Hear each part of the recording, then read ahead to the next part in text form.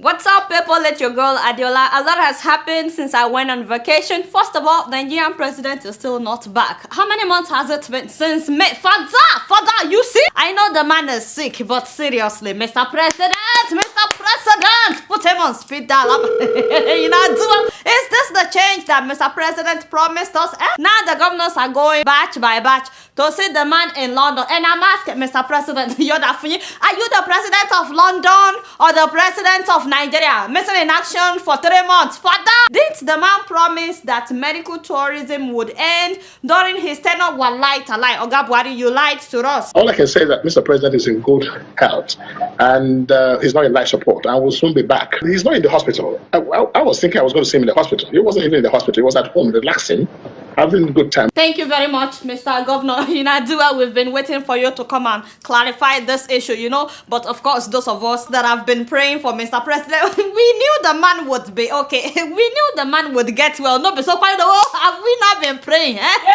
we've been praying and fasting, so of course we don't expect anything less than Mr. President to be okay. But Governor Okorocha, in case you're watching, since the man is doing well, why can't he come back home? When I made inquiry as to why is he still waiting, why is he not back home, and all I get as an answer was that he's just taking some vitamins to increase his appetite to regain his lost weight where possible. So he cannot take vitamins in Nigeria? What is this man talking about?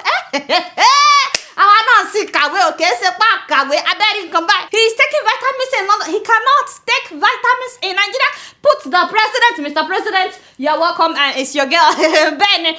In case you're watching, let me look at the screen, Mr. President. It is okay for you to come and take your vitamins in Nigeria. Trust me, nothing would happen. Benny, London to and now why are we parking the presidential jet in London all this month? Are we not paying for the parking? That money would repair the roads in my hometown. I'm telling you. Now the plane can go and pick up Mr. President when it's ready. No be so?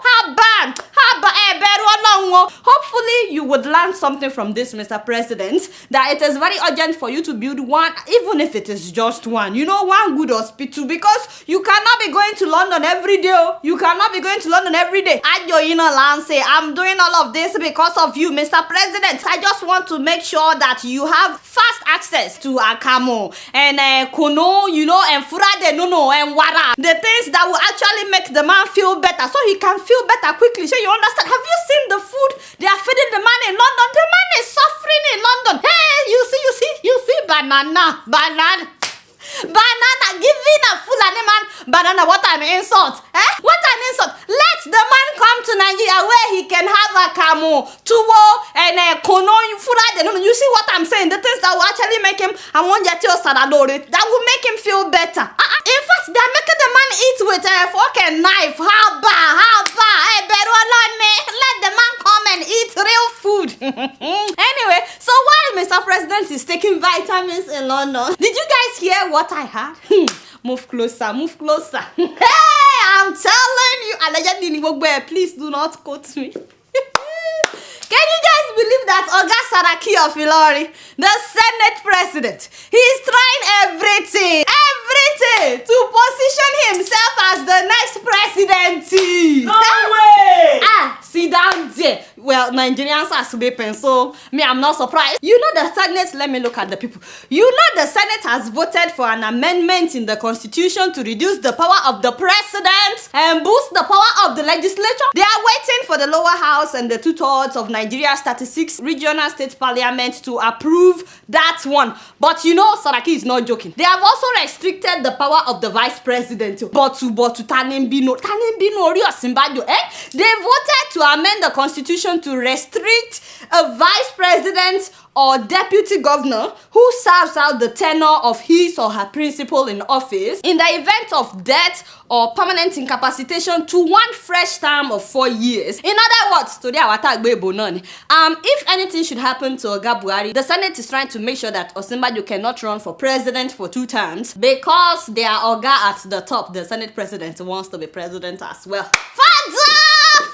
You see what is happening, Nigerians?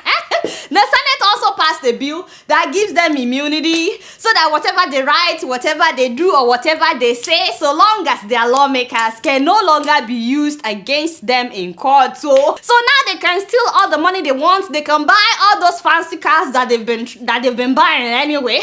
Now they can buy it legally, and then they can forge documents and lie in their asset declaration as they've been doing, you know. So now nothing will happen if they do that. Wait a minute. Was that not why Oga Saraki was arrested?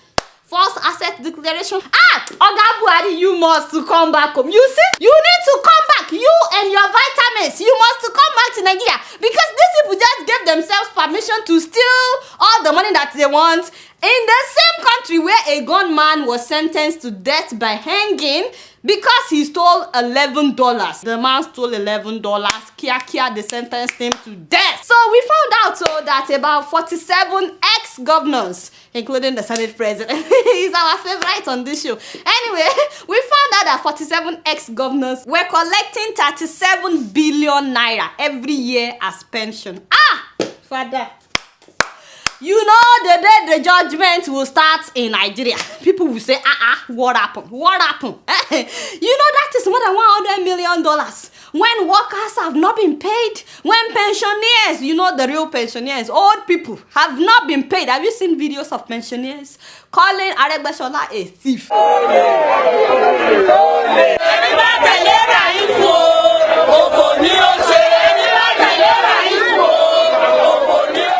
Thank you very much. You're daft. Aregbesola only. It's not the only one. So many pensioners in different states have not been paid.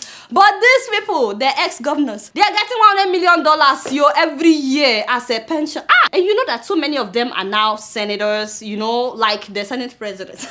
He was governor twice, and then he was senator, and now he's the Senate president. Which means that they are getting their salaries as senators, and they are also getting $100 million. All of them, you know, $100 million as pensions because they were ex-governors. Now, when the story came out, people started shouting. So Saraki said that, he has stopped collecting his own pension. By the way, Saraki wants us to know that it's not because the story came out or because people were shouting that he stopped collecting his own. He wants us to believe that he sat down and, you know, the thought just came to him that, Saraki, stop, stop robbing the people of Kwara State. You think he saw a vision? There must have been a vision.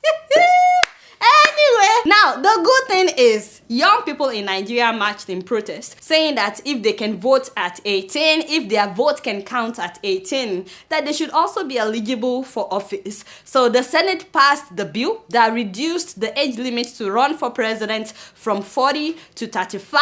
Yes, how wonderful. I'm telling you, when people unite, nothing is impossible. That is an achievement, and I hope that young people in Nigeria will now take advantage of this new bill and unite in order to bring forth a revolution in Nigeria. I'm talking about uniting because tribalism among young people in Nigeria, oh my God, you will be amazed. It breaks my heart because I see a lot of young people online that would defend criminals, that would defend people that have stolen huge money because they are from the same tribe. And many of these young people are directly affected.